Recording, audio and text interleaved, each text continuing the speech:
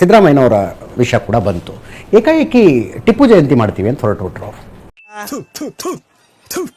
ನಾನು ಕಣ್ಣೆದ್ರಿಗೆ ಇದ್ರೆ ಶೂಟ್ ಮಾಡಿ ಸಾಯಿಸ್ಬಿಡ್ತೀನಿ. ಇರಿಟೇಷನ್ ಕಣ್ರಿ. ಅರಮನೆ ಹೆಂಗೆ ಫೀಲ್ ಮಾಡ್ತು ಅದನ್ನು? ಚರ್ಚೆ ಆಯ್ತಾ ನಿಮ್ಮಲ್ಲಿ?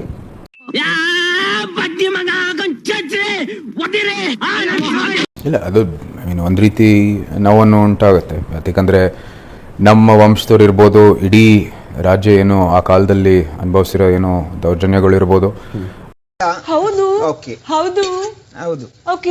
ನಾವು ಪರಿಗಣಿಸಬೇಕಾಗಿದೆ. ಯಾಕಂದರೆ ಒಂದು ರೀತಿ ಒಂದು ಸಮುದಾಯಕ್ಕೆ ಒಳ್ಳೇದಾಗಿರ್ಬೋದು, ಅವರ ಒಂದು ತತ್ವ ಸಿದ್ಧಾಂತಕ್ಕೆ ಒಳ್ಳೇದಾಗಿರ್ಬೋದು.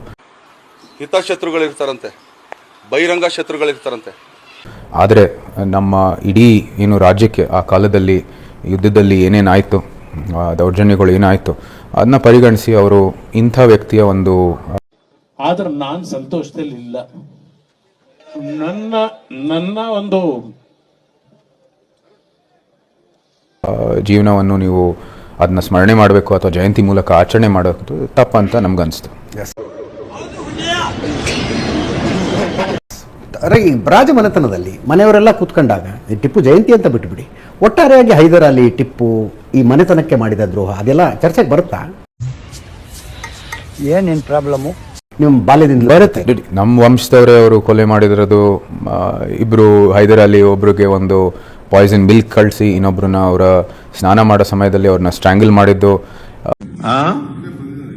ಇನ್ನೊಬ್ರನ್ನು ಕೂಡ ಅವರು ತಮ್ಮ ಏನು ಸುಮಾರು 16-17 ವರ್ಷ ಬಂದಿದ್ದ ತಕ್ಷಣ ಅವ್ರಿಗೂ ಕೂಡ ಕೊಲೆ ಮಾಡಿರುವಂಥದ್ದು ಎಲ್ಲ ಮಾಡಿರುವಾಗ ಹೌದು, ನಮಗೂ ಕೂಡ ಒಂದು ರೀತಿ ಅವರ ವಿರುದ್ಧವಾಗಿ ನಮಗೆ ನಿಲುವು ಇದ್ದೇ ಇರುತ್ತೆ.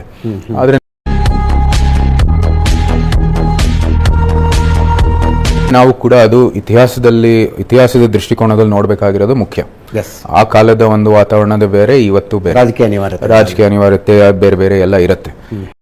ಉಗಿರಿ ಕ್ಯಾಕರ್ಸಿ ಅಲ್ಲಿಗೆ ಕೆರ ಕಿತ್ತೋಗಂಗೆ ಹೊಡೀರಿ, ಅವಾಗ ಅವ್ರಿಗೆ ಬುದ್ಧಿ ಬರುತ್ತೆ. ನಮ್ಮ ಅಭಿಪ್ರಾಯ ಹೀಗಿರುತ್ತೆ. ಆದರೆ ಅದು ಒಂದೇ ಅಲ್ಲ, ಬೇರೆ ಬೇರೆ ರೀತಿಯಲ್ಲಿ ಬೇರೆ ಬೇರೆ ಘಟನೆಗಳು ನಡೆದಿದ್ದಾವೆ. ಸೊ ಅದನ್ನು ಕೂಡ ನಾವು ಪರಿಗಣಿಸಿ ನೋಡಕ್ ಹೋದ್ರೆ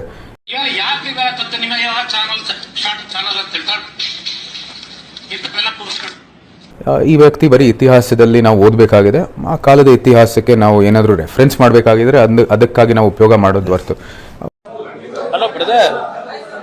ನಾನು ನಿಮಗೆ ವೇಟ್ ಮಾಡಿದ್ರೆ ಏನು ಜಾಮ್ ಪ್ಯಾಕ್ಡ್ ಆಗ್ಬಿಟ್ಟವರೆಲ್ಲ ಅವರ ಏನು ಜಯಂತಿಯನ್ನು ಆಚರಣೆ ಮಾಡುವಂಥದ್ದು ಅವಶ್ಯಕತೆ ಇಲ್ಲ. ಮಧ್ಯಾಹ್ನ ತಕ್ಷಣ ಗುಡುಗು ಮಿಂಚು ಬರ್ತಿದ್ದೆ.